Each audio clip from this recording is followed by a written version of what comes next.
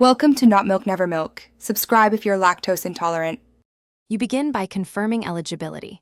Check passport, BRP, or residence card validity and a clear passport photo. Once done, open the Ukvi app and grant camera, location, and notification permissions so document scans work. Make sure you're on secure Wi-Fi or reliable mobile data. Slow connections cause timeouts. Next, sign in with your GOV. UK account or create one, then enter your application reference or case number. This puts you directly into the app's upload and appointment flow, so continue without delay. You will now upload documents and provide biometrics. Use the in-app camera capture, align edges, and follow the live framing prompts for passport and BRP because the app uses OCR and needs clear images.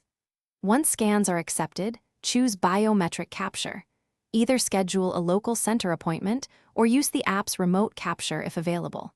Make sure you review extracted data, correct any misreads, and attach certified translations where necessary. This prevents delays. Finally, confirm your uploads and proceed to payment or next verification step. You finish by reviewing the full application summary and completing payment. Make sure you save or screenshot the submission receipt and reference number.